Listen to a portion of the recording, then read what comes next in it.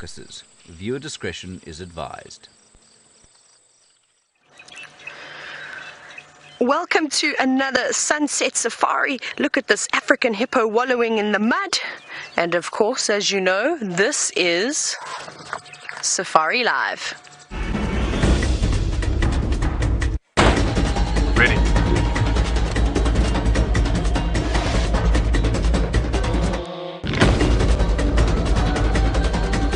Standing by.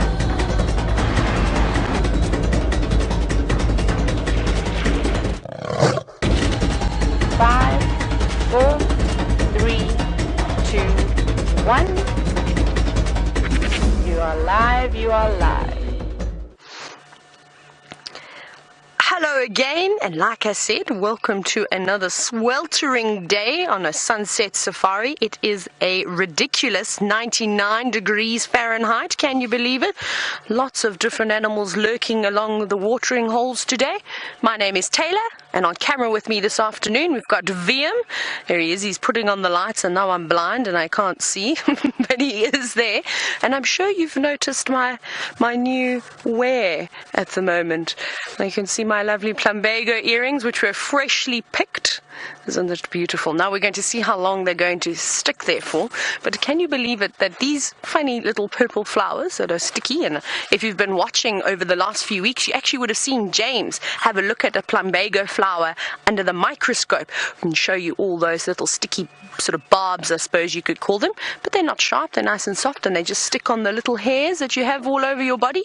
But now, when I was down in the Eastern Cape, so where I'm from, the southeast coast of South Africa, the local indigenous people there, the Xhosas, they actually use these earrings to celebrate traditional ceremonies. So weddings, engagements, you name it, birthdays, the women will decorate themselves with these lovely plumbago flowers. Earrings, they make necklaces, and all those lovely goodies. But like I said, we've got so many different animals coming around the watering hole. These zebra have already come through and had a little drink.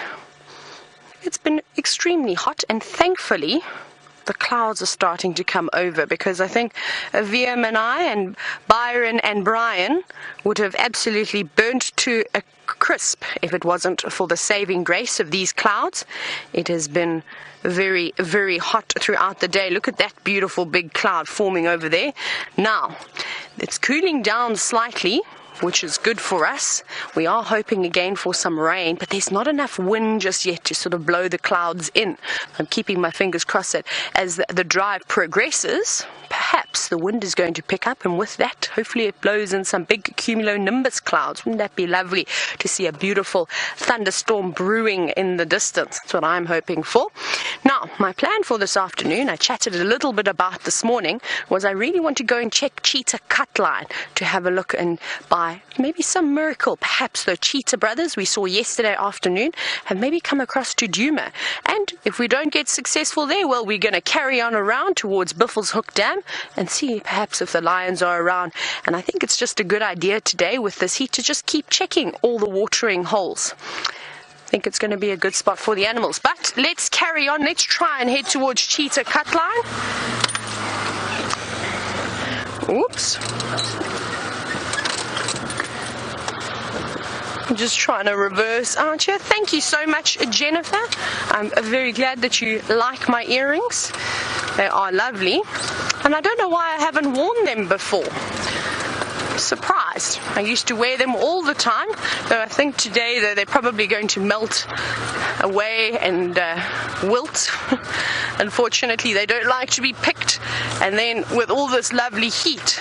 Oh, I want to have a very quick look over here. There's some lovely mud. I'm going to jump out very quickly. I just want to have a feel and see how fresh this mud is that has been caked onto the tree. Let's see if it's still wet. I'm not sure if it's going to be. It looks relatively dry. No, you can see it's a little bit on the crusty side, but it makes sense having a watering hole right here and some mud.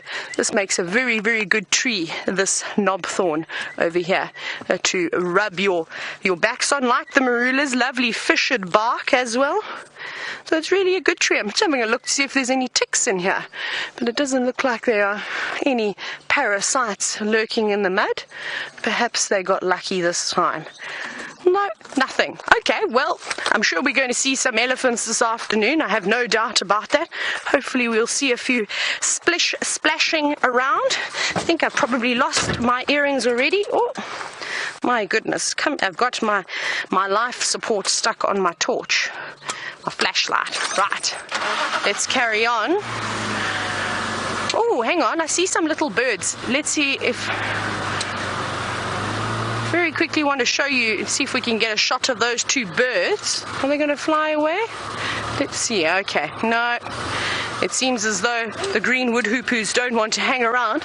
But I know that Byron is dying to say hello to you this afternoon, and he is also wearing a pair of plumbago earrings.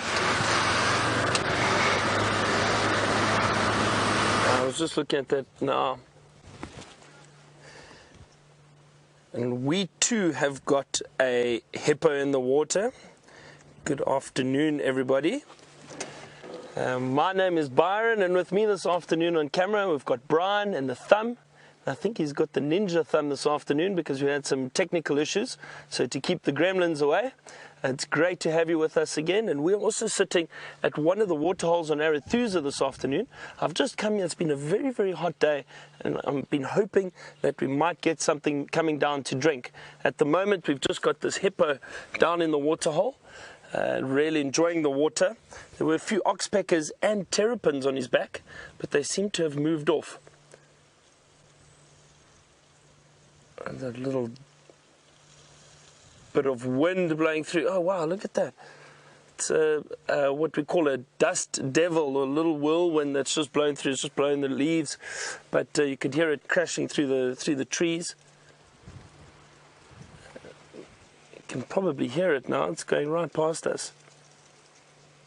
There on the water's edge.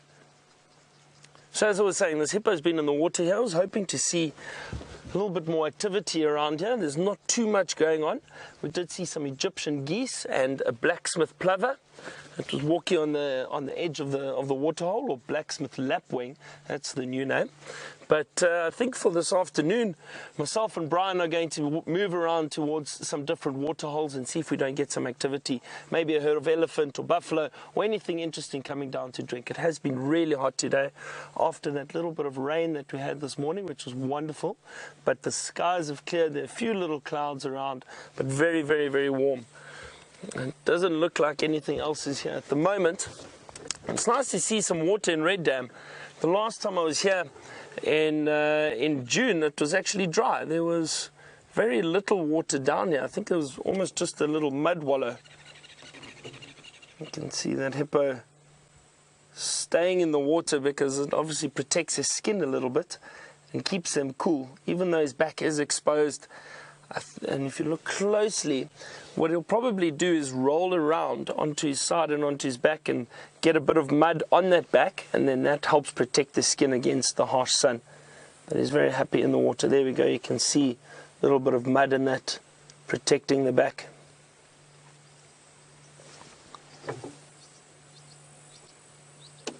Nice and peaceful around the waterhole. A lot of bird activity though. Right, we're going to move on and leave our hippo wallowing in this beautiful little waterhole. See what else we can find. I'm going to start heading back towards Djuma actually. Like to head towards the Djuma Dam. We'll take a slow drive in that direction and see if we don't have any activity around there. Who knows what else we can bump into.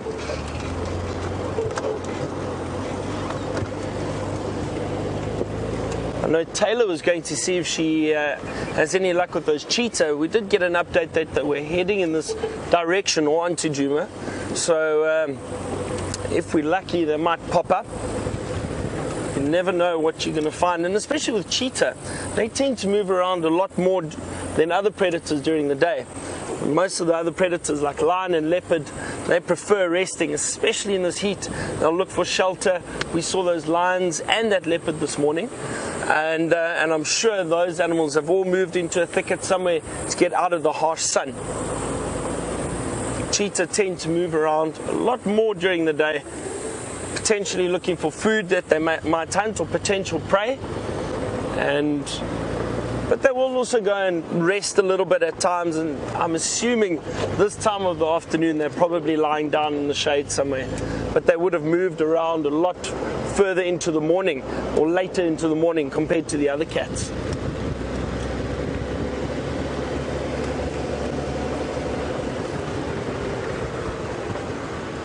For those of you who missed this morning's drive, I just got back. I haven't been here for a while. It's awesome to be back and on Safari Live.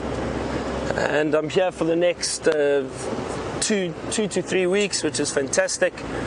And it's nice to meet some of the other people that I missed the first time I was here, or last time I was here rather. Like Taylor, she's new, and it's great to meet her and to be able to drive around with her. James is on leave at the moment, Brent's on leave, Jamie's just gone on leave. A well-deserved break, I think.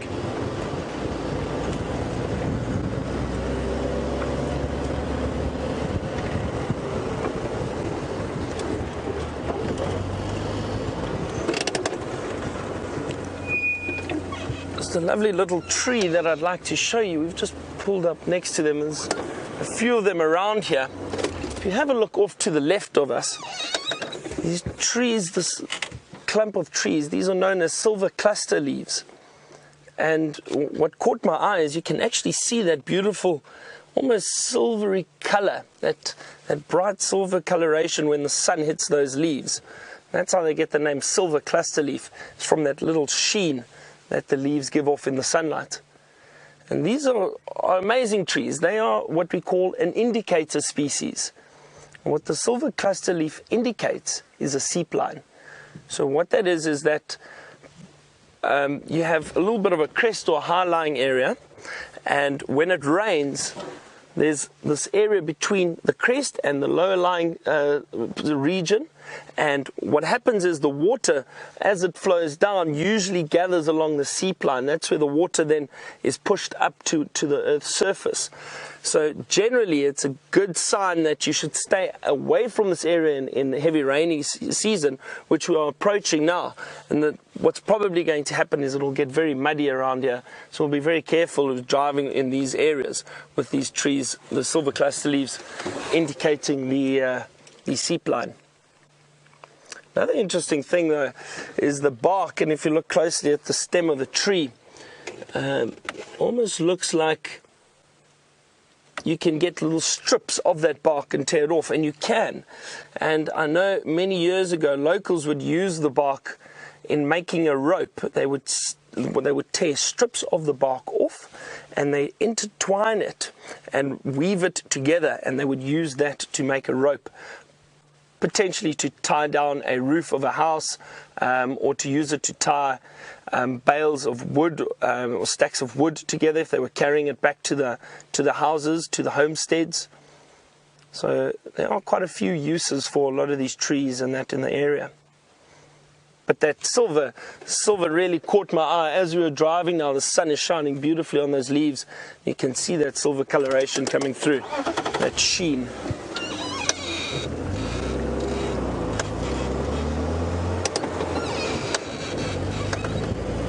Brian and I were chatting earlier about the weather at the moment, and it just seems it's very, very hot, but it's quite muggy almost. It feels like it's building. It wants to start raining, and hopefully soon we'll get some serious downpours.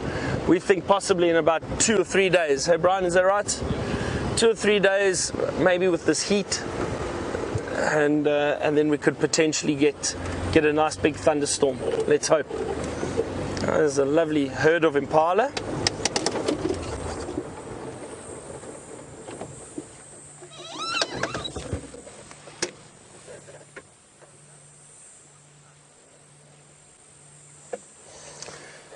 So we just got a question from Kitty Bang Bang, which I assume is from Twitter, and they would like to know, with all this warm weather and moving into summer, we're going to start seeing more reptiles.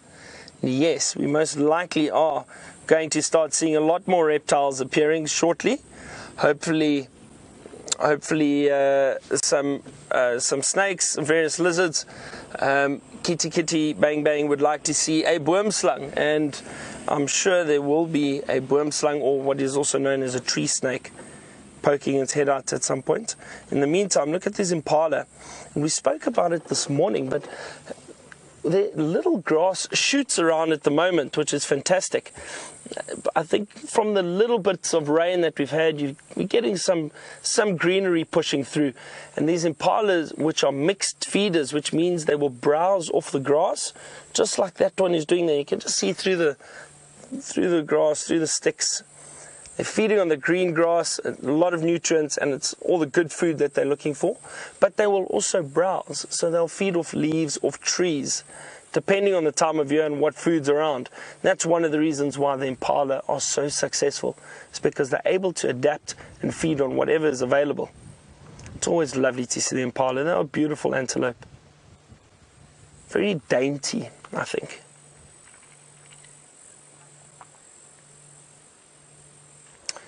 So we are going to leave this herd of impala, and while we do that, Taylor's got another herd for you to have a look at.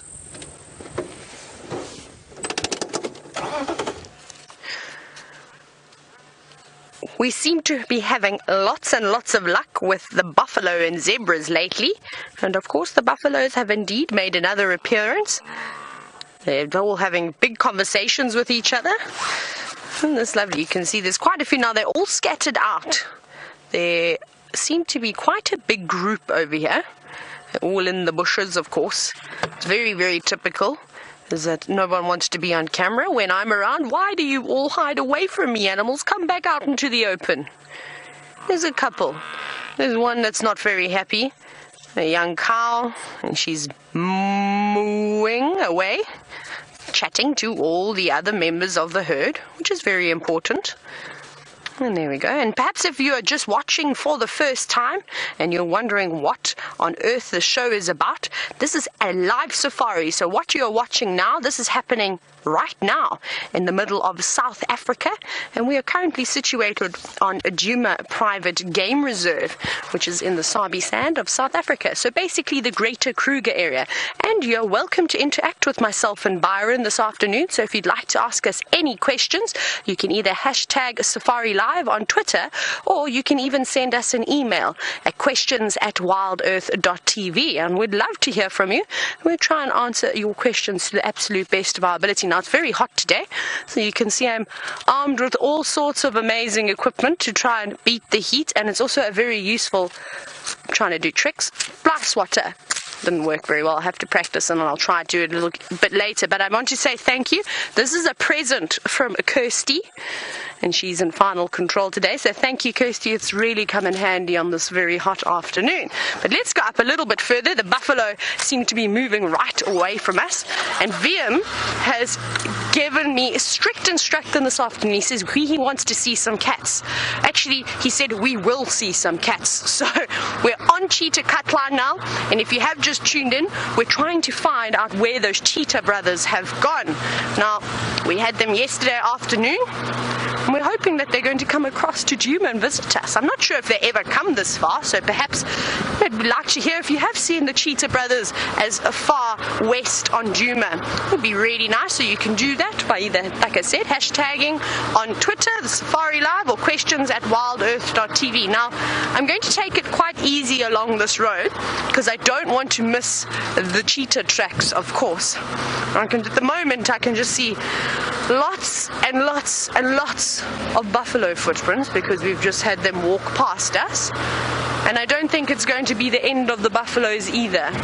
They're all around us and everywhere at the moment.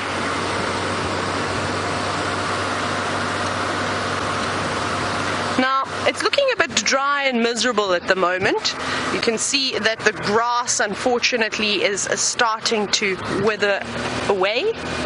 Animals have eaten most of it, but We've got lots of new green leaves that have just started popping out onto the trees, and I knew that Arwen was asking exactly that, saying that it doesn't look like there's very much food. Now, we are still in a drought. We haven't unfortunately had enough rain to declare that the drought is over.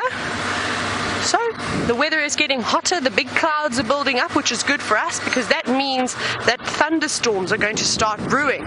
And we don't need much rain. Even if we got, say, maybe 10 mils of rain, a couple of inches, we'd be very fortunate and the grass would carry on growing. It likes any amount of water and there's a little bit of it left, so it'll grow quite quickly. If you remember when we had our first rain at the end of September, and I did those little segments where we stopped on quarantine open area and we took screen captures of the development of all the grass over a week. Remember how quickly it grew? The grass is amazing, but everything has eaten all the lovely green grass, which is okay. And like I said, it's perfect timing. As the grass got too short, the new leaves started developing and popping out. So everything that can digest a small amount of leaves or are browsers more dominantly have all started eating those. So they'll be alright. They've all the buffalo, the warthogs, the hippo, the elephants, they've all started to put condition on now, which is good. And I think that the little downpours that we've had over the last few weeks, I think it'll be enough just to keep them going until we get the next decent rains. They are predicting rain for tomorrow, but we will see. It's only a small percentage. It looked like 50% chance of rain, and I think if we don't get any wind, I think those chances are going to decrease, because at the moment I don't think there's enough clouds around. We need something blown in perhaps from the east, maybe off the coast of Mozambique, a little hurricane or something. That would be quite nice to get a few days of rain, but not yet. But I'll be excited when that day comes, when we have our first proper thunderstorm during the day. Now, you're probably looking at me and on my face how I'm getting these lovely little sweat droplets. It's extremely hot. And Neil, you're wondering what the temperature is? Neil, it's very, very, very hot. It's 99 degrees Fahrenheit. It's ridiculous. I've just spotted a giraffe up ahead. Isn't this incredible? That's nice. So we're going to see if we can get a decent view of this giraffe. Not quite a spotted cheetah, but it's got spots, I suppose. We're going to try and sneak up to it, so I'm going to go very, very slowly. Looks like a young male giraffe. Let's see, though, how he reacts to us. I think we'll just stop over here, just for now. We'll have a little look at him like this. He seems very comfortable with us. Now, the idea about the safari is that we don't want to disturb the animals. Unfortunately, they sometimes do run away from the vehicle. And it is a young male giraffe. So I want to make sure that I don't make him too nervous. He's staring at us, which is typically what the giraffe do, being the tallest of the African creatures. You can imagine their eyesight is the best. So it's very, very difficult to sneak up to a giraffe. I don't know anybody that has ever successfully snuck up to a giraffe. Look at those lovely patterns as well. Aren't they beautiful? Now, as this male gets older and older, his color is going to start to darken. You can already see it on his legs, how the color is enhancing. And that's just typically from all the testosterone that they start to produce. I think he's probably around 10 years old. He's not particularly old. So hopefully in the next few years or so, maybe in the next 5 years, we'll really start to see a color change on him. So he won't be mating with the females just yet. He's unfortunately got to wait in line because there's other big, beautiful males around that are passing their genetics on.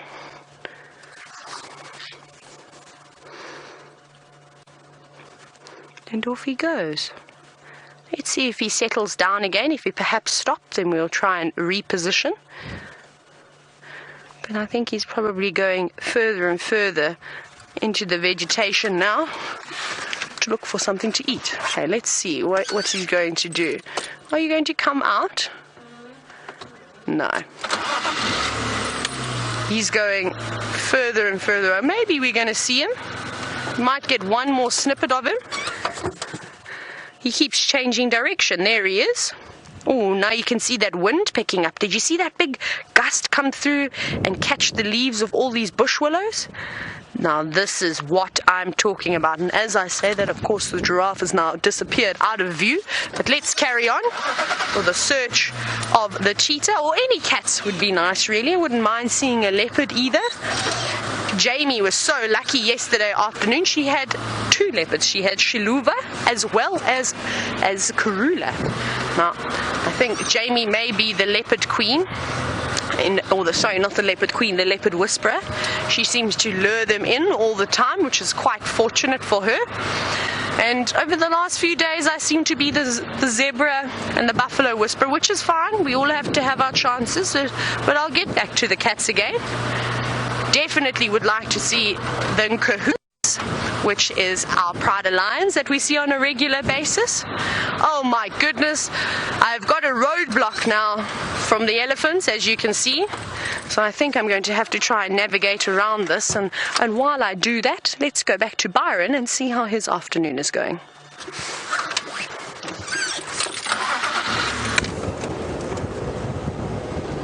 Our afternoon is going really well. We haven't found too much yet, but it is a beautiful afternoon, nice and warm, and we're really enjoying being out here. It's nice that Taylor got to show you a giraffe. We're still on our journey to the waterholes. That's our game plan for this afternoon.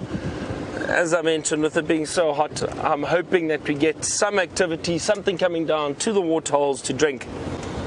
And we thought we heard an elephant a bit earlier breaking some branches in the distance. So Brian and I are heading into that area now, not too far from the Gallagher waterhole. Maybe we're lucky and there's something around there, and there's potentially an elephant or two eating, or maybe even drinking. We're just scanning still very carefully, take a nice slow drive around the area.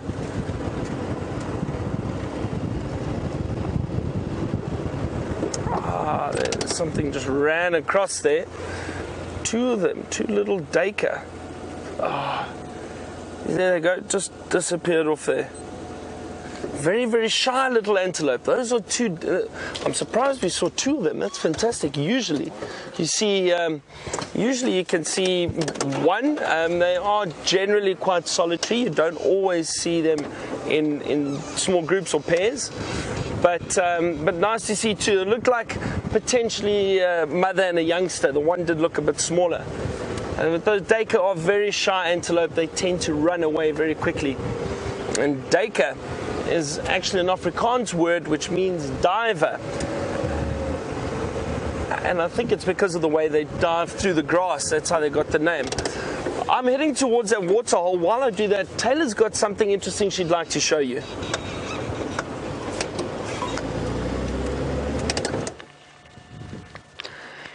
We've come across this lone stallion zebra who's nibbling away looking for some grass, but if you have a look on his right rump, perhaps when he turns we'll see it a bit better, there's a bit of a scrape, I suppose you could call it. Well, when he turns his rump we'll be able to see it, but you can see those 2 bottom stripes where they end on the left. There's a big raw red patch. You can see he's swatting his tail quite profusely over that to try and keep the flies off of it. Now, hopefully he'll give a better view, but there we go. But I think what's happened there is I think he's been in a fight with another zebra. Now, stallions are notorious for being quite aggressive. When they do fight, they will rear up and chop with their front legs. And of course, as James has shown in the tent quite a few times, and shown you the zebra skull, their teeth are extremely sharp. So now that could either be from a kick or perhaps even a bite. Like I said, that could easily scrape the sort of hair right off of that. a bit nasty, but it's just one of those things. And when the stallions do fight, and it is a real fight, like I said, they go up on their back legs, and then occasionally you'll see them even going down onto their knees, fighting with each other, and often trying to reach around and grab some sensitive bits. That's a good way to take your opponent out, and the stallions have worked this out. But he's carried on with his afternoon. He looked like he had a slight limp as well, which is unfortunate, but it doesn't look like anything too serious. I can imagine it must just be a little bit on the sore side, but the animals are so tough and resilient that he will heal up in no time, and he won't have to lick his wounds anymore, and then he can go on and continue challenging other stallions for potential mating rights in the harems. We're still going along the cheetah cut line. And we're about to come across some impala. Hello, impala. Let's see if they don't run away from us. We'll try stealth mode. I'm going to go very slowly and very quietly, and I'll pretend as though I'm driving past, and then normally they stand still. Let's see if we can get one. Mr. Male, are you going to stand still? Let's see, I think we may. No. You can see he's darting off. He's obviously lost his herd, or they're all scattered out around here. And you can be a bit vulnerable being out in the wilderness all on your own. Lots of leopards, cheetah, hyenas, lions around. And this impala would make an incredibly tasty meal. Right. A couple of more impala just darting across the road. Let's see if we can get another view of them.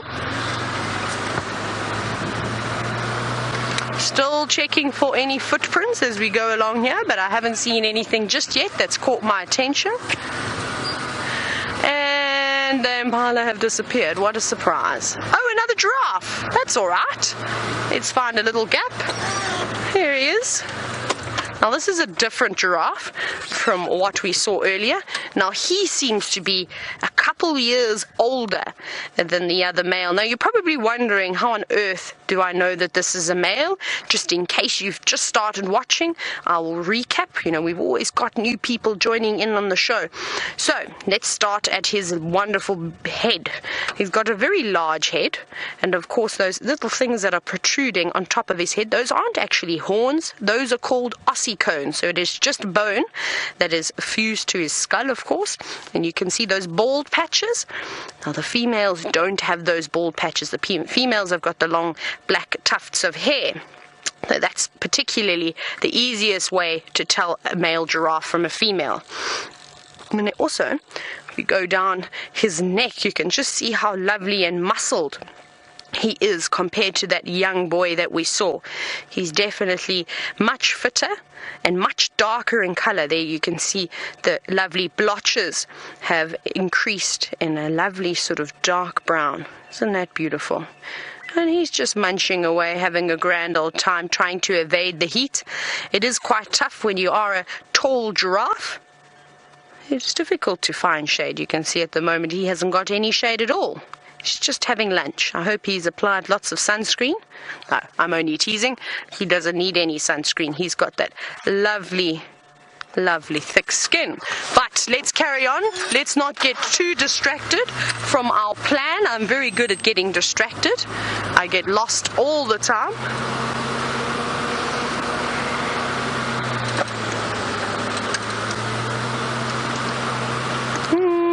No, nothing. Sorry, I thought saw something for a moment, but it was just some zebra footprints. Now, Sally, you're wondering if a giraffe could ever get aggressive with a safari vehicle. Of course, they can indeed. I've actually seen a vehicle get their door kicked in by a giraffe before, and sometimes when you work on smaller private reserves that are not these big open systems, sort of smaller, maybe only 40,000 acres or so, the animals can get a lot more habituated because you're seeing the same ones over and over again. And occasionally you'll have the giraffe walking right up to your vehicle, I mean literally right next to you. And of course if you get too close, their behavior can also change in a second. Something like a kick, and the giraffe could get a front fright, and that's exactly what happened. A big male giraffe walked past, and he got something gave him a fright, and his natural instinct was to just kick and chop and then run away. Well, unfortunately, the vehicle was close by, and he got kicked and chopped. Oh, look, some more buffalo. See, I told you that we were going to bump into some more. And an impala. There we go. Let's have one little look at our friend the impala, who never seems to hang around. He's gone now. Yes, we always just see the bums disappearing into the bushes, but the buffalo seem to be my friend. They always seem to stare at me. Not a very nice stare. Perhaps my close encounter with that buffalo almost a week ago. Perhaps I've become one with them now and we understand each other. But this is a buffalo cow. And they look like there were a few more in the distance too. Right. I can hear something shouting in the distance. I'm going to go and investigate, but let's go back to Byron, who has got the largest African land mammal.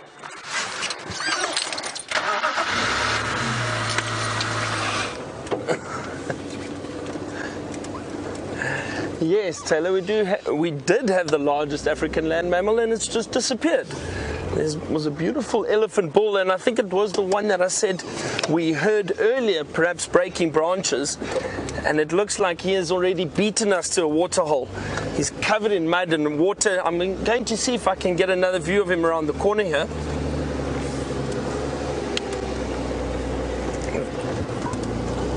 There's a giraffe. There's one or two giraffes around here too.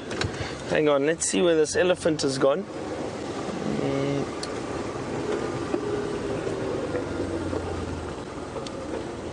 There he is, just through there, through the gap. He's actually rubbing up against the tree. There he is. You can see how wet his skin is. He's definitely been mud bathing or splashing himself with water and mud, and they do that especially in the heat like this to protect their skin and help cool down. And often they'll go and rub up against trees. And I think Taylor actually showed you a mud rubbing earlier. You'll often find it on prominent trees where animals like elephant, rhino, buffalo, they'll all go and rub up against these trees, get rid of the mud and the ticks that occasionally sit on them. I'm hoping that maybe this elephant goes towards, there was a little waterhole not far from here, just at the Gallagher waterhole. Look at this beautiful giraffe, nice big male.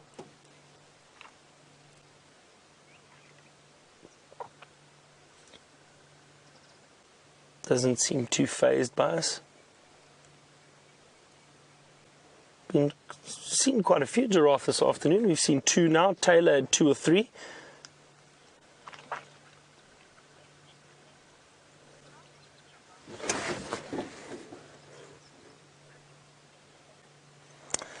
So Cricket has asked us an interesting little question, and Cricket is age 7, and welcome Cricket. So nice to have our younger viewers watching with us.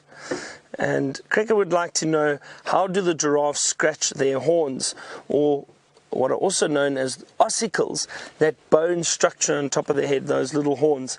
If they get itchy, how do they scratch them?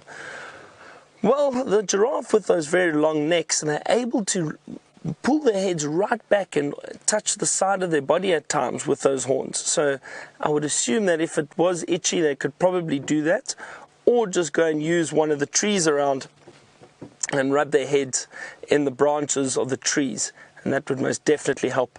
Looks like that elephant's coming out into the open on the other side. Let's drive around quickly and see if we can get another view of him. So thank you, Cricket, for your question. It's, like I said, always nice to have our young viewers watching and asking questions. Hopefully they're learning a lot. Let's have a look. Just caught a glimpse of that elephant moving through here. There he comes. Oh, wonderful. This should be lovely. Let's hope he goes to the water. It's not too far in front of him for another drink. There he comes, right out into the open.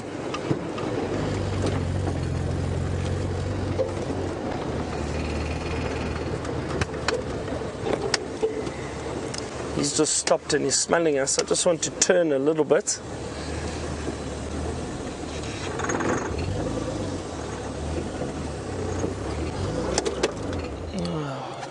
wonderful. There he is. Yeah, you can see covered in mud.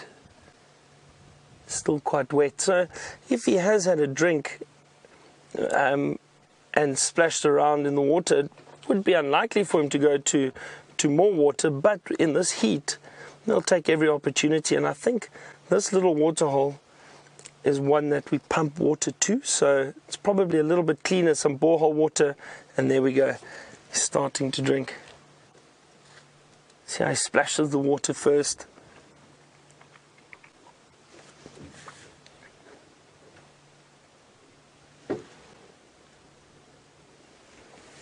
Just going to move around a little bit more, just because the sunlight is on him from the other side, and I think we'll get a lovely view if I just move a little bit further around this way and get him really drinking that water.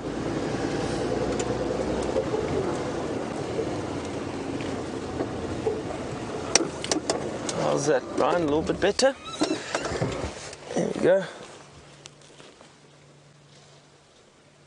Like I said, this is the little Gallagher waterhole, so right in front of the Gallagher camp. And look at this, our luck has paid off, or our persistence rather has paid off. We said we're going to go look at waterholes and hopefully find some animals drinking, and here we've got this beautiful elephant bull. It's always wonderful when a plan like this works out. I must admit that water looks very inviting at the moment. It's really hot, so I'm actually jealous of that elephant. Look how they suck up that water with their trunk. See how he splashes a little bit first, cleaning out any dirt that might be around, and then sucking up the water and putting it into the mouth to drink. And they can take anywhere between, a big male like this can probably take up to 8 or 10 liters of water and put it in the trunk and then lower it into the mouth. See how he tilts his head back slightly and lifts the trunk up, and that's just all gravity. Then the water then flows through the trunk and into the mouth. They don't necessarily blow it into the mouth.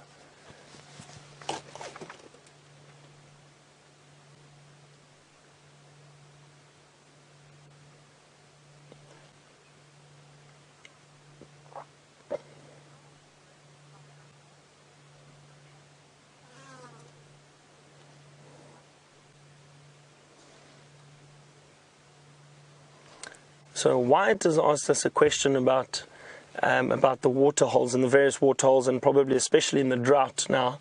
Wyatt would like to know is, are the animals at risk of contracting waterborne diseases? Oh, look at that beautiful Cape turtle dove in the back, wandering about on the ground. Isn't that great? The trunk in the picture and the dove in the background. So Wyatt, if there were any diseases that were left at a waterhole, perhaps an animal dying of anthrax or anything like that, yes, then animals may contract a disease like that. But at the moment, and with the waterholes being pumped on a regular basis in this dry season from boreholes, then the chances of waterborne diseases being around are very, very rare, and the animals then won't contract anything.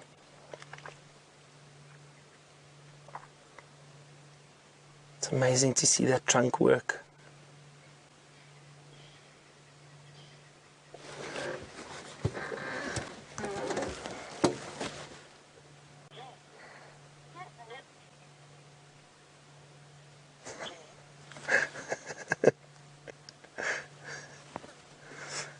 James has asked us a question, and he'd like to know how old this elephant bull is. It's always tough to gauge the age of animals, I find. I mean, you can give it a rough estimate, but a bull this size, and judging by the size of his tusks, he looks like at least about 25 years old, I would say. Somewhere around there, maybe a bit older. He has got some indentations on the forehead, so maybe even closer to 30. The older they get, those indentations on the skull become a lot more prominent. But maybe between 25 and 30. That would be my guess. Let's see where this elephant goes. Hopefully it comes a bit closer. I do really enjoy it when the elephant come up close.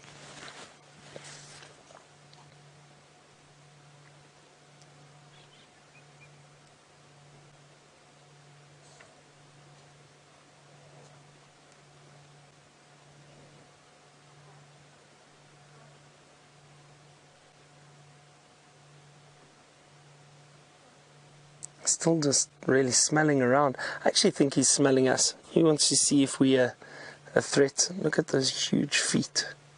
You can actually see the toenails on the front of the foot.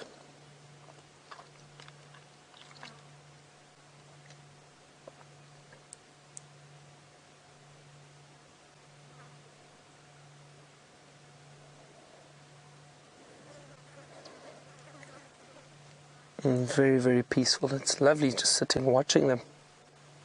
See how he keeps smelling.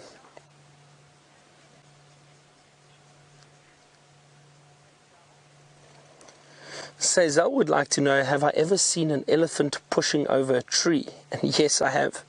I'll never forget when I first started guiding, I was actually occasionally what happens is when you're training, you may shadow a more senior guide, somebody with a bit more experience. You shadow them for a little while and just see general guiding techniques and how to interpret the bush, and you learn a lot from each other. And we went on a drive once. I was with a guide, and we had guests in the vehicle, and we got to a herd of elephant, and there was a large bull, a little bit bigger than this, roughly around the same age, and he wandered over to a tree not too far from us and lifted his trunk up, and it's actually incredible to see how they do it. But they lift their trunks up and they lean it against the tree, and they literally give it 1 or 2 rocks and they'll push the tree right over. And this elephant did that.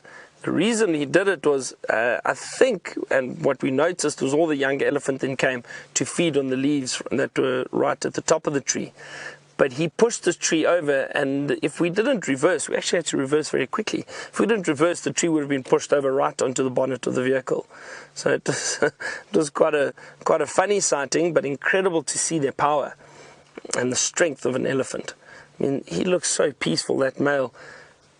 But rest assured, he's incredibly powerful and able to push over and break trees very, very easily. That was a lovely surprise. And great to see him drinking. It was perfect timing.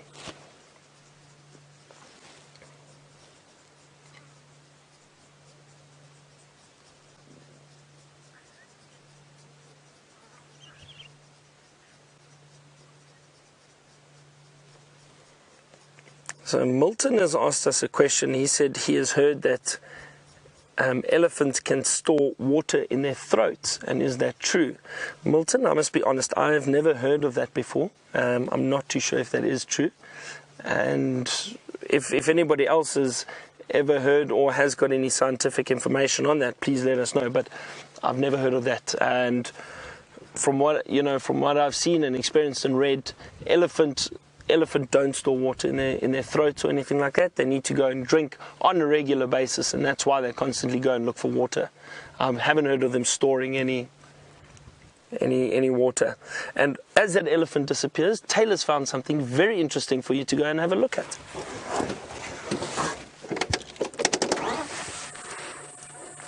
We found the Nkuhumas. I'm so happy. I could sing all day, but I don't sing as well as James, unfortunately, so I'm going to stop right there.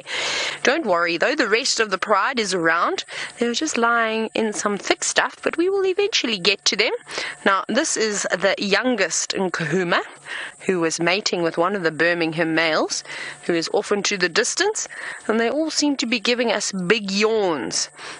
They're moving from the little bit of shade that they were lying in and now to a bigger spot. Where are you going? Perhaps she's going to go across, I think. She's going to say hello. No? Oh, that's rude. Not even a little head greet. She's going straight back to the rest of the pride. You can see her on her way. And we should start to see the others soon too, and I think the youngest lioness is going to follow in the other lioness's footsteps and head the same way. Now, I think that this young lioness is perhaps coming out of estrus now, because we've got the Birmingham male who's watching in the distance, but far away you can see him. And we know over the last few days, both of the Birminghams have been hot on the heels on both amber eyes, and of course the youngest Nkuhuma. But he doesn't seem too bothered by either of the ladies at the moment. So this looks like Tinyo. So on his left side of his face, he had a big scar, and you can actually see one of his canines. So Tinyo means tooth, in case you are wondering what on earth that strange word means. Now I wonder where Mfumo is, the other male who's got the big injury on his face. Perhaps he's nearby. And once this young lioness moves, we'll probably try and find our way into where the rest of the Nkuhumas are, but it is quite thick in there. It's a good spot, lots of shaded trees, but so is this young lioness has got a nice spot, lots and lots of shade, unlike VM and I, who are baking in the sun. I hope my sunscreen works very well today, otherwise I'm going to be very sunburnt. Sounds like there's a bit of commotion happening behind us. Maybe the little cubs are just starting to wake up, but the big Birmingham is having a bit of a scratch now, and I suspect from this position he is going to come straight towards us, so we'll keep an eye on him. Having a good groom. Remember, yesterday I pointed out to you how many ticks we saw on his back legs, so perhaps he's attending to that now and trying to remove some of them. It looks like it. We should see him pull a few funny faces, though, with all those barbs on their tongue that would remove the ticks straight away. But of course they'd be in his mouth then, so perhaps he'll pull a funny face for us. You can actually see him, how he was pulling some ticks off actually with his teeth. You see that there? Trying to get rid of all of them. So now that he's finished mating, by the looks of it, he's actually got some time to groom himself. Hello, big boy. Just keeping a close eye out on all the lovely ladies.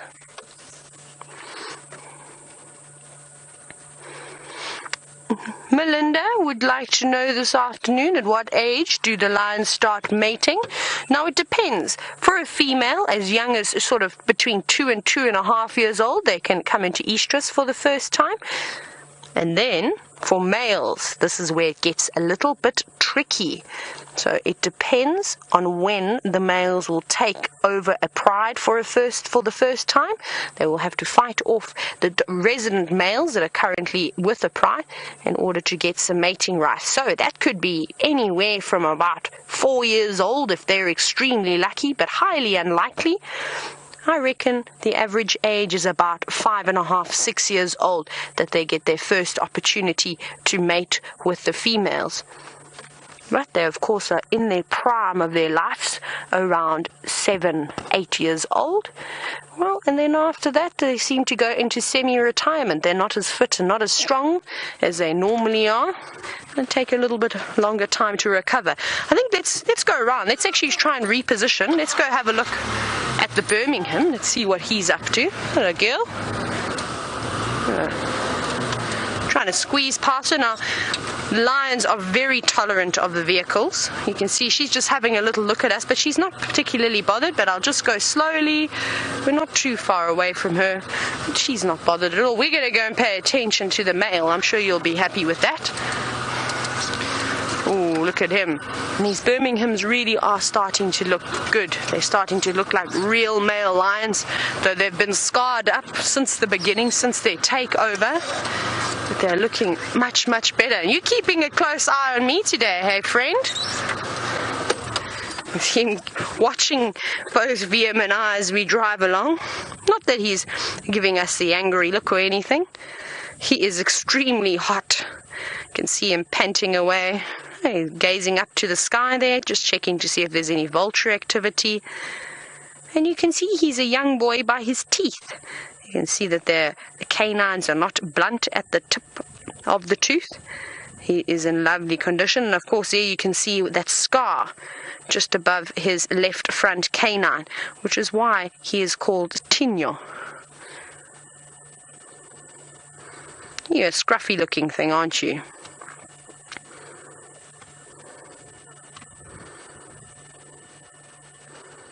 I'm hoping we're going to catch them going towards Buffelshoek at some point this afternoon to go and have a drink. I think they're going to need a drink after this hot day. I think all the animals will be slightly shell-shocked, especially since we've had much cooler weather. It just seems to spring up upon us occasionally, this hot weather. This is nice though, but a beautiful afternoon.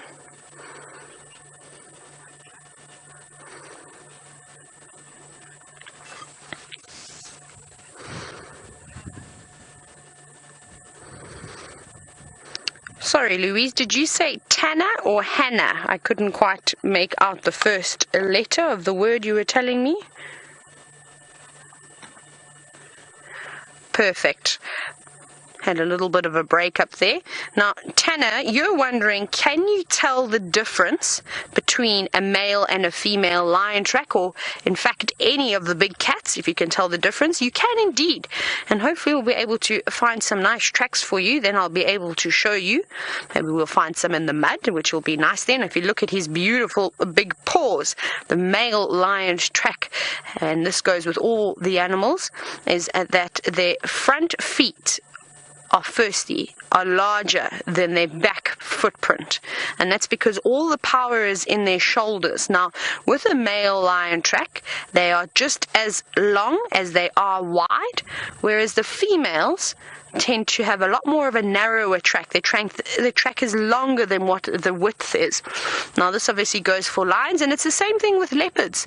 Their tracks just look a little bit stockier, and the females seem to be a little bit more slight and slender. But it takes lots and lots of practice, and I think the difficult part comes in, especially with leopard tracks, when you're looking at young male leopard tracks versus female leopard tracks. Sometimes they can indeed be confusing. But that, like I said, that just takes lots and lots of practice of going out there and having a look at the different tracks. Now, with this heat today, you can imagine, as hot as this male lion is, and as much as VM and I are perspiring, I have to keep drinking water. So I'm going to take a sip, because at the moment my mouth feels like a leather sandal. It is so dry.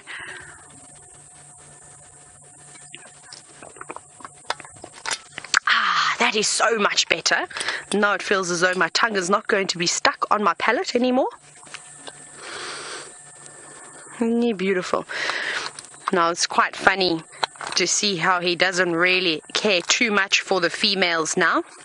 When he's not mating with them, he's quite happy to sit at a distance and watch them and not have to put up with the cubs, because of course the cubs are super fascinated by the males. They love them. But this male, we've seen time and time again, is not terribly tolerant of the cubs. Mfumo, the other male with the gash in his face, he is a lovely male lion, and out of all the lions that I've seen in the last couple of years, he seems to be the most placid with the cubs and tolerates them jumping on his back and biting at his mane and his tail. He doesn't mind too much, whereas Tinyo, he seems to swipe at them and is not reluctant to growl at them. I think the females are quite happy that he is sitting away over here.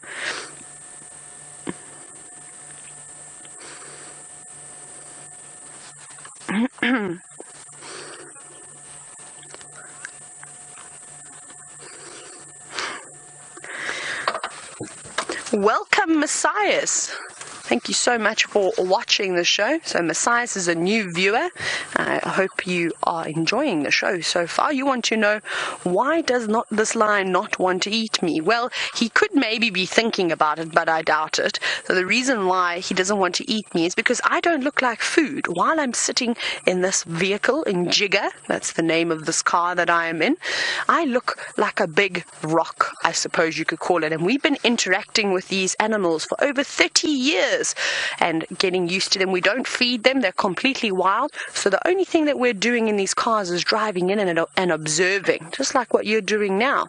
So as long as we don't interact with these animals on foot or try and feed them, then we are safe and we are well trained in animal behavior.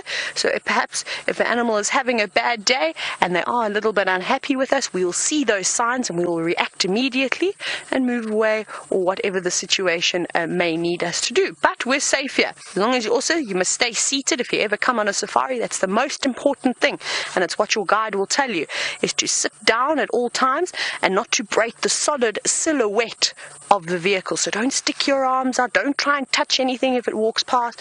You can still talk, you can sneeze, you can do all those normal things, unless obviously your guide says so. So there's a few guidelines to keep you safe, and I try to obey my own guidelines. But I like to talk with my hands, so occasionally they flutter around. But he doesn't seem too bothered with that.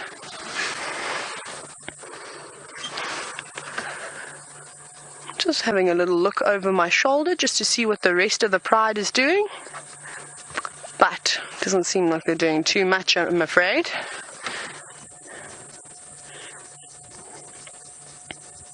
You can see the movement of one of the cubs on the bottom right there. Looking at us. It's too hot for them to do anything today, especially with all that hair. Now, we were looking at this beautiful male. Let's see if he's going to get up. I'm wondering now. He moved slightly, so I got excited. And Shani, you were wondering, why on earth do male lions have manes? Now, the first thing is, of course, it's sort of a dominance display, like how birds have colorful feathers or good singing voices to attract their mates. That beautiful mane is a dominance display. So you can see how it's darkening now on their chest. Hopefully he's going to get a lovely dark black mane, which is usually an indication of a good genetics. But it starts off blonde and then it edges a little bit darker. You can see the few dark sprigs coming through there. And another important thing about the mane is that it also protects vital organs. So, of course, the throat and anything else, the big back of the neck. And that's what we watch the lions do when they catch the various animals, and specifically the buffalo, is they go around and they try and grab the animal by the throat to suffocate it. That's what that mane is for. It's there to protect those vital organs for when male lions will fight each other. And that's often why when you do see two males fight, how they'll often swipe towards the rear end, because that is the next sensitive area. A claw or a paw won't go through that thick mane, as beautiful and as groomed, well groomed as it looks. I bet you wouldn't even be able to run your fingers through that. It's just the outside that looks nice and smooth, but I reckon that it's quite matted the deeper you go inside that mane. There, he did a big sigh.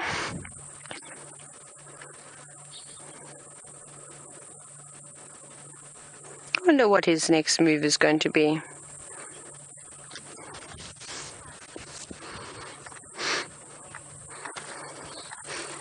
And we're looking at this lion panting, oh, bless you, quite a bit, as he's quite hot, and the others are using the shade to keep out of the heat. And Rain, aged 16, welcome Rain, wondering, can the lions ever die from the heat? Yes, of course they can. If it is too hot, and perhaps if there's no water around and they don't get to water or drink water regularly, they can indeed get heat stroke and dehydration.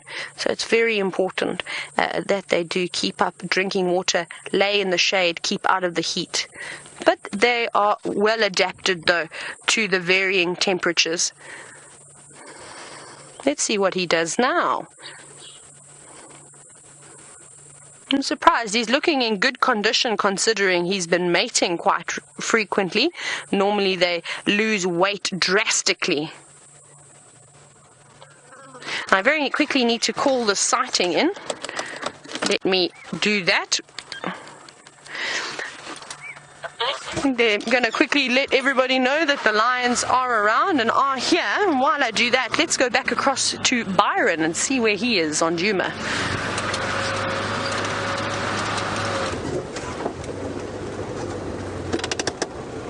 It's amazing that you got to see those lions. I'm so glad Taylor found them. Possibly the ones we heard this morning, but it sounds like they've been moving around quite a bit. But that is really great. We haven't had too much activity. We've been driving around trying to check little water holes, little pans, but not too much at the moment. Still quite a few impala around and so on, but it's very, very hot at the moment. So a lot of animals still enjoying the coolness of the shade. Just wanted to have a look, and I've been asking Brian about all these different pans, because they've had little bits of rain, but not much. Just wanting to know if some of them have started to fill up at all. There's a beautiful kudu.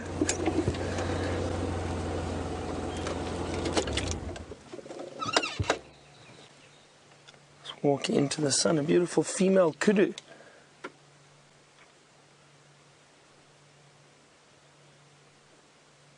Also one of my favorite antelope.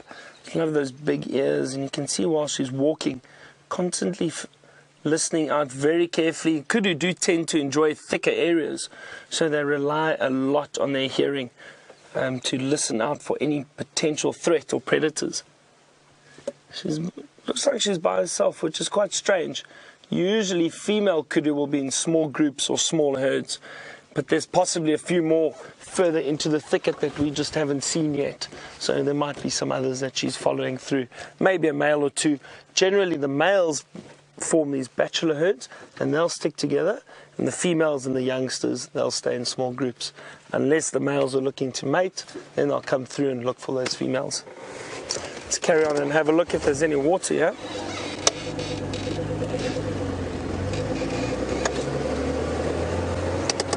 I highly doubt it, maybe a little bit.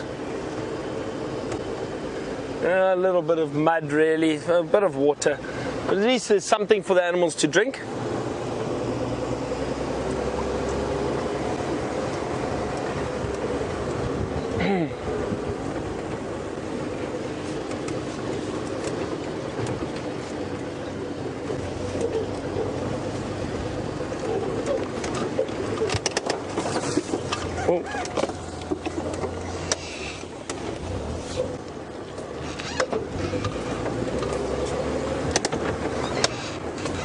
Oh.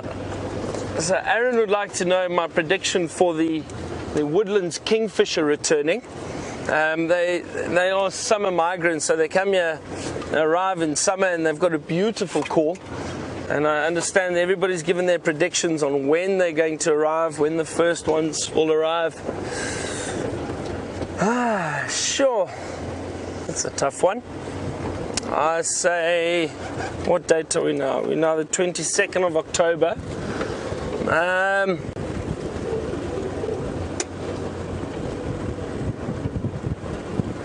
say the 4th of November. I don't know if anyone's taken that yet. 4th of November, I would say. Yeah, that's my guess.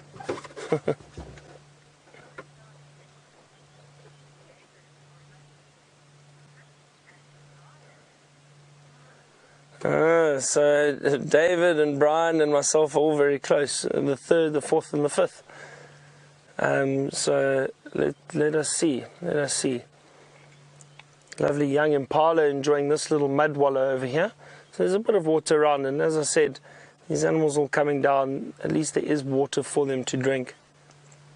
And if you have a look in the tree just off to the right of this water hole, there you can see a lovely grey go-away bird. Look at that. It used to be known as the grey luri. It is now the grey go-away bird because of the call. It sounds like it's saying go away. It's let me see if I can do my grey go-away bird impersonation. Go away, go away. Sounds like that. Again, my bird calls are not very good, so please don't judge me on that. But just preening himself.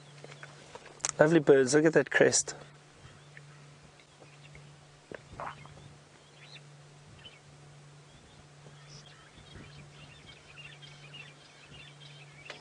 Now, birds that are related to this luri or grey go-away bird are known as turacos. I actually just want to show you something in the book quickly because I find it fascinating. The grey go-away bird is not a very colourful bird, but if you have a look at, and I'll find it for you shortly, but if you have a look at all the other birds in this family, see how colourful they are. They are incredible. Let's see if you can see that there quickly. There we go. So right, have a look at all those different colours. Get my hat out the way. The Shallow's turaco, the Livingston's turaco, Neisner turaco, Ross's, the purple crested turaco, which we do get in this area and in the Kruger. This little one down here with the red on the wing, we do get that around here. Beautiful colours, really green, the bright red under the wing. But compared to the grey go-away bird, the rest are very, very colourful. And they get the name turaco from the Taurusson or Taurusson. I hope I'm pronouncing that correctly. It's the red coloration in the feathers, and that's how they get the name turaco. But the grey go-away bird, unfortunately, just has that name. There we go. There's a little call. Did you hear that? Let's see if he calls again for us. You can see it's very hot. They open their mouth and they breathe quite heavily. You see that? See how their beaks open? So within the inside of the mouth, the birds have got something known as a gular flap, and that's known as gular flutter. The trying to cool down by moving air over that gular flap within the beak, within the mouth, and that helps cool the body down. So the gular flutter is what birds do. You can actually see it clearly with that grey go-away bird.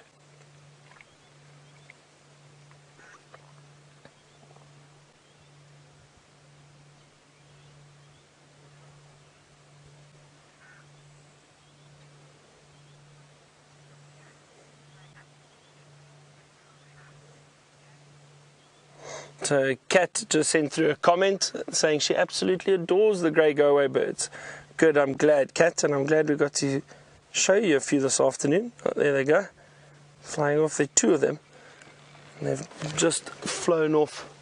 There goes the third one. So three of them that have just flown off. That was really wonderful, lovely, great to see them. Again, Brian's camera work is just unbelievable. The ability to follow these birds always surprises me. But Kat, I'm glad you got to see them, and that they or that you really adore the grey go-away birds. That was a nice little stop. It's amazing stopping, looking at Impala or something small, and little things start happening around you. And I think it's so important that you appreciate those little things too. You know, the bush is made up of so many various facets. And look straight ahead. We've got some buffalo wallowing.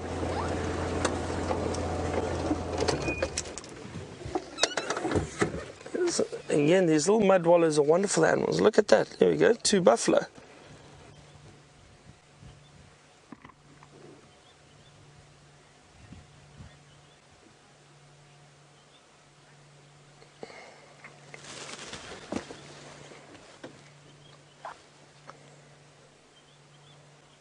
So animals like the buffalo, the elephant, as I mentioned earlier, they roll in the mud, and they like these mud wallows so that they can cool down. Helps protect their skin from ticks and that too, and fleas. So a little mud bath in the afternoon is perfect to cool down. And these older buffalo, like that one over there, looks much older. It's got quite a thick boss, or that middle horn structure is known as the boss. And that's generally a good sign that it's an old one if they've got a thick boss like that. And look at that, you can see it's quite old. So these buffalo bulls often form small bachelor groups. They don't really like to move around as much, and there you can see, look at all that mud on him. He may just change direction. But these buffalo bulls form these small bachelor groups. You might find one by himself, or you get anywhere between 2 or 15 I've seen together. They don't like to move around as much, so they'll find an area where there's good vegetation to feed on and water, and usually mud wallows just like this one, and they tend to hang around there. The reason for that is they don't, the large herds of buffalo with all the females and the youngsters, they cover huge distances, constantly just looking for food and water, and these males don't like doing that anymore, so they generally split away from the herd, find these areas that they can relax in, and then at a later stage, if the herds do pass through again, possibly join up and try and mate with females. But these water holes are fantastic, and they are known as, or they've got a nickname, these buffalo bulls, called Dugger boys. And Dugger comes from the Zulu word Mdaga, which is mud, and it's because they're constantly wallowing in mud, and that's how they got the name Dugger boys. So mud boys, these big bulls wallowing around, lazing about in the mud. But I must admit, if you had to ask me, probably one of the animals I would least like to walk into while on a bush walk in the bush, because they tend to be quite unpredictable. So even though they look quite relaxed, if you're on foot and you bump into some of these, it can sometimes be unpleasant. I think, as Taylor was saying earlier, it's very hot and her mouth is dry. Mine too.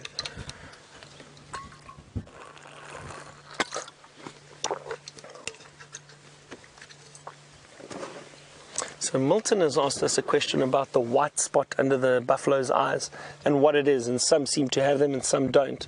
Milton, I think it's just the eye, just like we get what we call sleep, or that residue that forms on the edge of your eye after you've been sleeping. The same thing with buffalo, they get liquid and residue forming around the eye, and I think possibly also from flies irritating the eyes a little bit, they weep a little bit more, and that's all that is around the eye. So some will have it, some don't. They may get rubbed off. It's right in the eye there.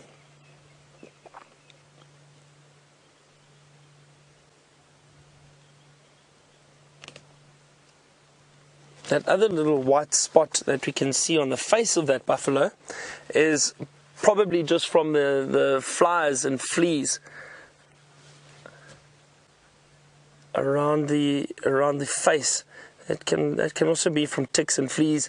They eat away at some of the hair around the face of the buffalo, but that's more on the nostrils or on the face, not up close to the eyes. Got a comment from Haley saying that perhaps the Nkuhuma pride might come past here later at some point and find these two buffalo. That would be interesting. Another buffalo meal for them. I think they're probably still reasonably full from the buffalo they finished last night. There you go. These guys are heading straight over towards us.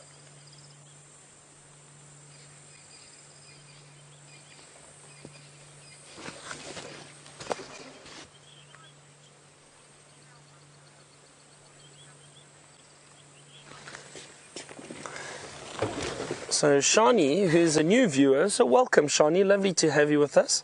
And Shani would like to know is, do the female buffalo also have horns, or is it only the males? Well Shani, I've just had a look at this buffalo that's walked, or these two that have walked out from that mud wallow, and the one on the right that is actually going down into that little ditch now, that one, that is a female. Her horns are much thinner than the males behind her. That little boss, or that section on the front of it, you see that?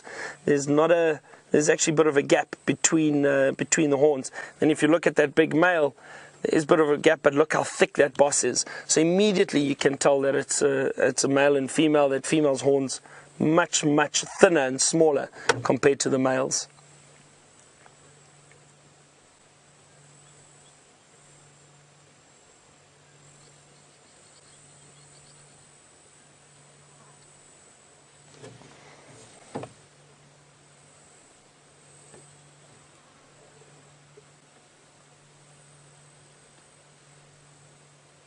And there they go. Possibly just heading across to the other mud wallow, from one mud wallow to the next. It's interesting just to see a male and female alone together like this. As I mentioned, usually you'll get males together, but it's not uncommon. I mean, it's, again, there's never a guarantee in the bush, and there's never a set certainty of which animals move around together. You can get a male by himself, you can get females by themselves, or mixing two like this, and together they're also a bit safer, so that's why they prefer to stay together. That female at the back does look very, very thin. Looks like the drought has affected her quite badly. Look at that, you can see the ribs and or the pelvis rather, standing out very, very clearly.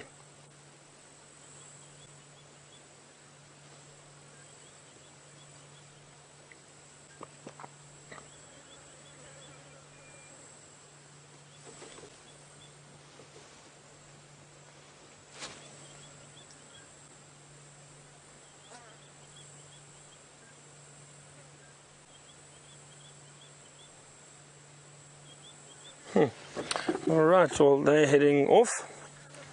Let us continue and see what else we can find, but that's great. So far, our luck with checking water holes this afternoon, or our plan rather with checking water holes, has worked out nicely. Seen some interesting things.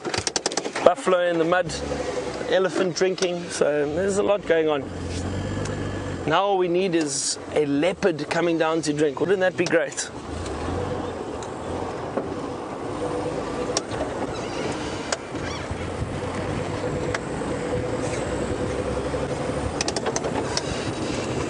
And we were speaking about the Nkuhuma pride earlier, saying I wonder if they'll meet up with these buffaloes or find these buffalo.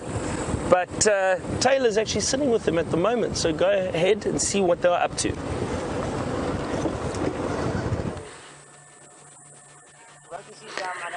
We're watching the lion cubs fast asleep now, though. As I say that, one of the lionesses rolls over onto her belly. That seems to be a popular position today. And look how she's giving herself a little scratch. That's quite nice.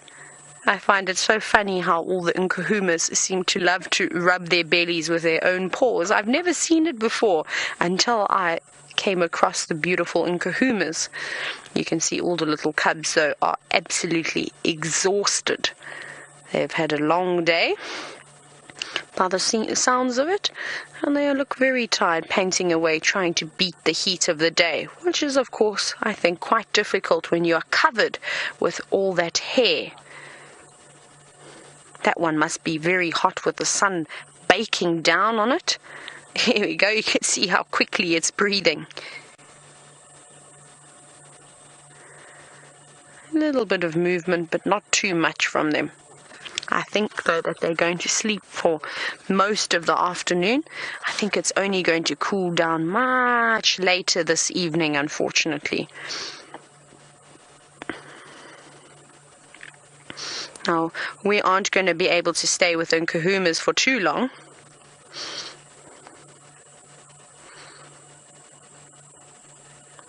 Kitty Kitty Bang Bang. I absolutely love your username. It's incredible. You'd like to know, can they sweat through the pores of their pad? Yes, they can. They can indeed do so. That's one of the perks. And another animal that does it quite well is the rock hyrax, or a dussie as they're commonly called in South Africa. And I suppose for the hyraxes, though, it's a little bit more difficult because they tend to lose quite a bit of heat through the pores of their pad as well. And I don't think they're as fluffy, though, as the lions. They have to rely on cuddling up to each other to keep warm, where we often see the lions getting quite annoyed with each other when they sit on top of each other. Well, the cubs don't mind. The cubs just do whatever they like, really, including putting a foot in Mom's face, as you just saw.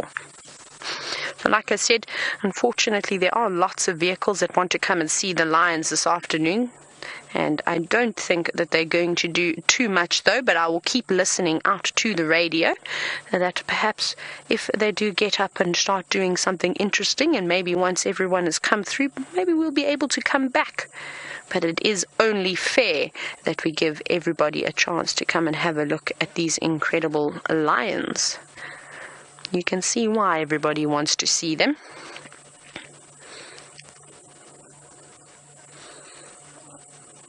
At the moment, I wish I could cool down from the padding under my feet. I am very hot this afternoon.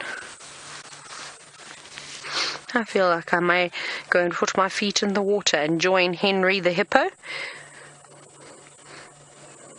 Perhaps he wouldn't mind some company. Oh, look at that. Isn't that beautiful? And look at the size of the paws of the adult lioness compared to this young cub. And it's hard to believe that in a few years' time, maybe even in a year and a half, he'll be almost just as big as Mom.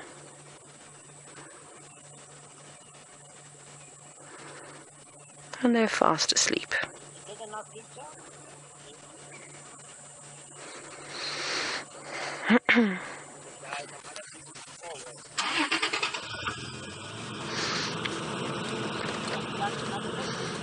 Look at that one, fast asleep, huddled right underneath that tree. If it wasn't breathing so quickly, you would actually think it was dead. Now, Tim Silver wants to know, how long do I think the Birminghams have got to reign? I think they've got a few more years in them, seeing as they've just sort of come in last year, and they're almost 6 years old, I suspect. Also, it depends on if there's a bigger coalition that comes through, possibly, maybe from Kruger, maybe from the Manuleti, from the Timbavati. They could be taken out at any moment. I think they're going to be here for maybe another 2 years or so. I think they're going to be great. Now, it is very difficult, of course, with the Birminghams, how they have split up quite a bit. We normally just see Tinyo and Mfumo together occasionally. Every now and then, Nana comes through as well, but I have yet to see all 4 Birminghams together, which I'd absolutely love to see. So that runs a risk, is that if 3 new lions come in, a new coalition comes in, they'll just take the Birminghams out one at a time, and that's the problem when you don't stick together. Fast asleep, it's very uncomfortable.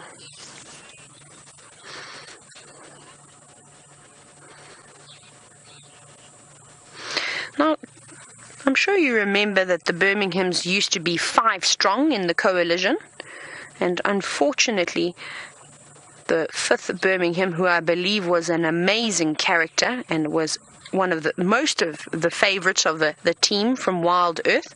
And I know that Kay Williams was wondering exactly that. Where did he disappear to? Now, from what I've heard, unfortunately, he succumbed to some injuries that he sustained from a buffalo. And that's what happens when you want to take on one of the toughest creatures in Africa. As a lion, you can easily fall victim yourself.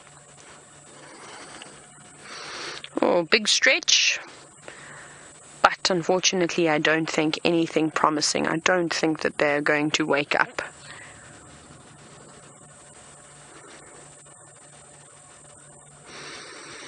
Right, I think what we're going to have to do now is there's lots of other vehicles itching to get into the sighting, and I can hear the vehicles rumbling in the distance, waiting to head in. I think we're going to have to move out of the sighting. Like I said, if I hear that they do perhaps wake up and start to do something interesting, well, I'll be the first one on that radio to try and get us back into that sighting. Now, we're not going to go too far. What I'd really like to do is go back down the cut line and have a look if that beautiful leopardess is perhaps still around. Now I need to do a bit of navigating. Let's go back to Byron and see if he's got any more buffalo or elephants.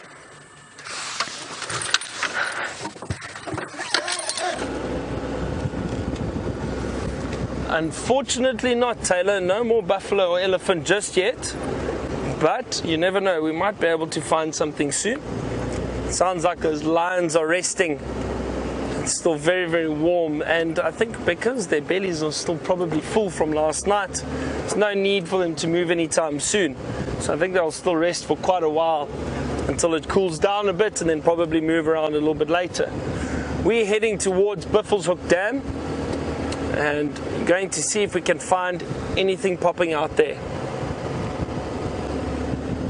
Some Impala around here, and and a waterbuck. Let's see, and a zebra. So, yeah, there's a waterbuck hiding through there, and then there is also a zebra out to the left. Exactly there. In the thicket there's a zebra, and it was moving from left to right, so it might come into our view. There we go. You can just see that zebra moving through there. I mean, it is very tricky to spot some of these animals at times. There we have the waterbuck and zebra. And it looks like, again, this bit of green, or this greenery coming through, these green grass shoots. That's exactly what these animals are feeding on. And that's why you often get different species in the same area. The zebra, the waterbuck, and there's some impala moving through here too. It's because they're all feeding on the same vegetation. So they don't mind hanging around together. The other thing is that they'll warn each other if there are any potential predators around. So for safety, it makes sense for a lot of the herbivores to move around within the same area. And it's a bit thick through there, so let's carry on. Saw some impala moving up just ahead off to the left of the road, but let's stick to our plan and head towards Buffelshoek Dam. Let's see if there's any activity around there.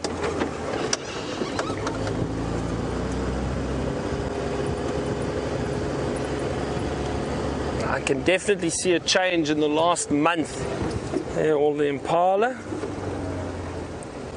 So I can just see a lovely change in the vegetation over the last month.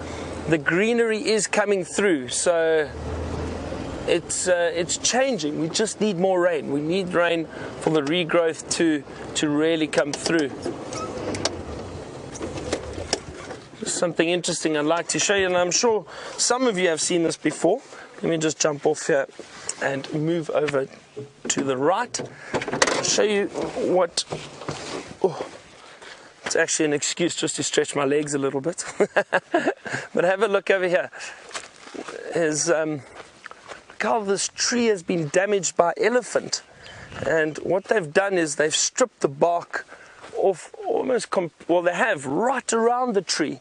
And that's a problem for this tree. This is a beautiful marula, and what's going to happen now is this tree is probably going to die because this bark, and if I'll show you over here with the inside layer of the bark, just make sure there are no scorpions around, but the inside layer of bark contains a cambium layer. Now that layer is what transports the nutrients from the roots to the tree and from the tree further down. So with this bark being stripped off completely around, then the cambium layer is then pulled off, and the tree has got no way to transport those nutrients. So that will cause this tree to die. But you can see how the elephant has used its tusks, scraping up against the side of the tree here. And what they do is they stick the tusk in, they pull the bark off, and then they use their trunks to strip it. And this one's been stripped quite a bit, and they feed on that on the bark because of that very nutritious cambium layer. A lot of nutrients in there for the elephant.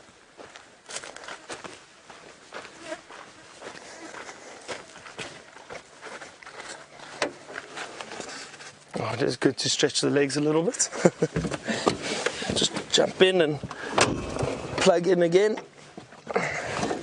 And there's another sign of an elephant straight ahead.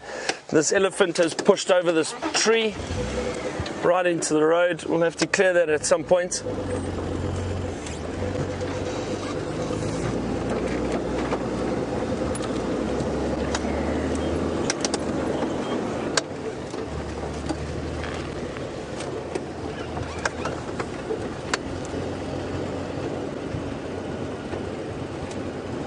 So James Bear, thank you very much for your comments and for your question. It's great to be back. James Bear would like to know if I can point out some more trees with medicinal uses this afternoon. Firstly, well, it's not quite medicinal, but this beautiful marula tree and the tree that we were just speaking about, the marula tree, and hopefully soon we're going to start, well, I say soon, probably December. The marula tree bears beautiful fruit, and the marula fruit is great to eat. And like I said, not quite medicinal, but it is very important. If we can eat it, the animals love it. Elephant especially love feeding on marula fruit, but it's very rich in vitamin C. So if we ever stuck out in the bush, and I know we will be doing it while we're here, is we'll definitely pick up some of the fruit and eat the fruit while we're on drive. It's really great. It's a little sour, but very rich in vitamin C. So lovely to feed on, or to eat. For the animals to feed on, for us to eat. This is a nice tree that I would like to show you. Just trying to see if I can see any little knobs on the. This is quite an old one, so a few around. It's a bit tricky to see, but this is known as a knob thorn. It is an acacia tree, and there you can actually see on that branch. There we go. You can see those little knobs or nodules coming out of the tree.